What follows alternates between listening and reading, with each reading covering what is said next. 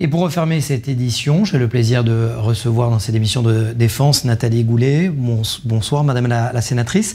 Vous signez une enquête de plusieurs années d'ailleurs dans ce livre, l'abécédaire du financement du terrorisme, où vous allez démontrer, et vous démontrez d'ailleurs, preuve à l'appui, que finalement tout est bon à financer le terrorisme. Et je dois dire que j'ai été particulièrement surpris parce qu'on connaît le financement classique, mais vous dites, et vous allez beaucoup plus loin, que n'importe quel financement, y compris les simples contrefaçons, aide aussi à financer le terrorisme. Oui, alors, d'abord, je voudrais évidemment m'incliner devant toutes les victimes de ces derniers attentats en Israël, présenter mes condoléances à leurs familles. Ensuite, vous dire, pour revenir au sujet, que effectivement, la contrefaçon, c'est un moyen de financer le terrorisme auquel les gens ne pensent pas. On est sur la Costa del Sol, on est ici ou là, on achète un faux sac Vuitton, un faux sac Dior, des fausses Nike, etc. Bon, on se fait plaisir à moindre coût. On viole la loi, bien sûr, mais surtout, il est avéré que ces circuits de contrefaçon sont des moyens de financer le terrorisme. D'ailleurs, un des terroristes du Bataclan a avoué qu'il avait financé ses activités avec de la contrefaçon de chaussures de sport. Et ce qui est intéressant, Madame la sénatrice, c'est que vous dites aussi dans ce livre de plus de 400 pages détaillées, étayées, que finalement, vous ne proposez pas les solutions, vous posez le problème, un problème, et vous dites trop longtemps oublié. Ben oui, c'est-à-dire qu'en réalité, on a beaucoup d'outils. Ils ne sont pas forcément tous coordonnés, mais on n'avait jamais d'abord travaillé sur le financement du terrorisme de cette façon et identifié les outils. Une collecte en ligne, la contrefaçon des cartes prépayées, évidemment les bitcoins qui vont être un sujet majeur. Et donc, l'idée est venue de monter ce dictionnaire, de présenter les outils. En tous les cas, les outils de financement. Les outils de lutte existent déjà.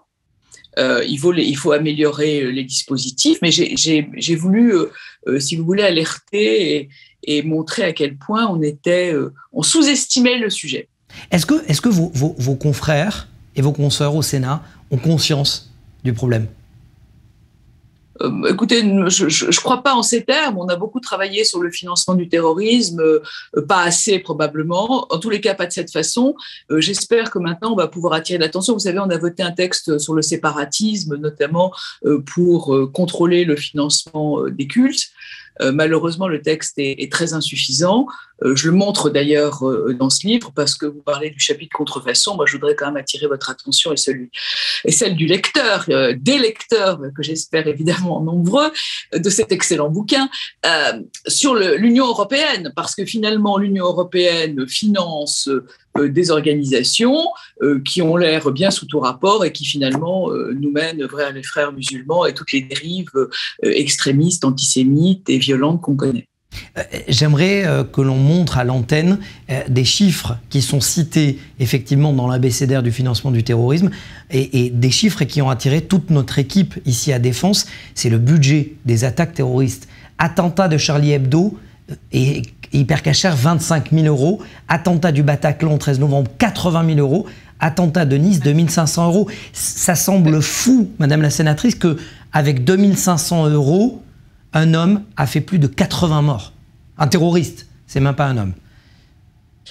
Évidemment, et on arrive à du terrorisme low cost, et vous le savez mieux que personne, avec ce terrorisme aux mille entailles qui frappe Israël en ce moment et qui nous a frappés partout et qui peut nous frapper demain matin.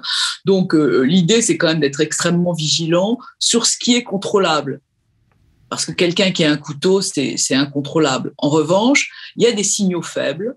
Ils peuvent être multiples. C'est pour ça qu'il faut vraiment travailler sur les services de renseignement financier et la coopération entre les services de renseignement financier. C'est une des clés.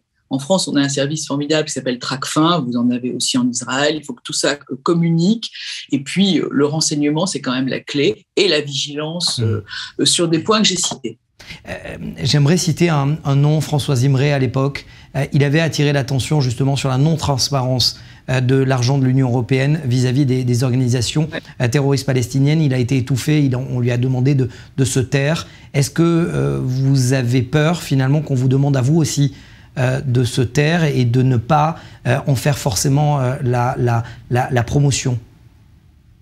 J'ai tellement peur que j'ai posé des questions d'actualité au Sénat, que j'ai posé des questions écrites qui sont au journal officiel, que j'ai écrit ce bouquin et que chaque fois que je peux, j'interviens pour dénoncer les dérives de l'Union européenne. On a eu récemment une campagne de promotion de l'Union européenne avec une jeune femme voilée.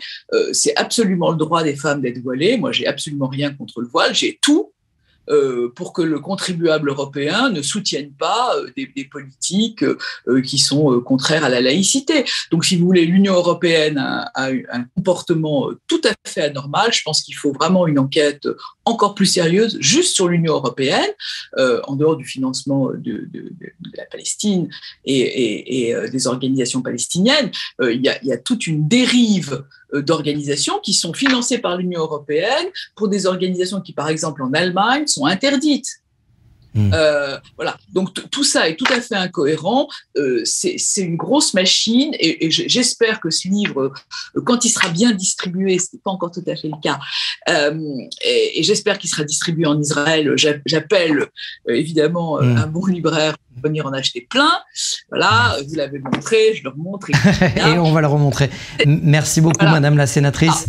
Donc, il faut coopérer et l'Europe doit être à l'avant-garde parce que c'est beaucoup d'argent complètement détourné. Merci Madame la sénatrice Nathalie Goulet. Je rappelle votre bouquin, l'abécédaire du financement du terrorisme.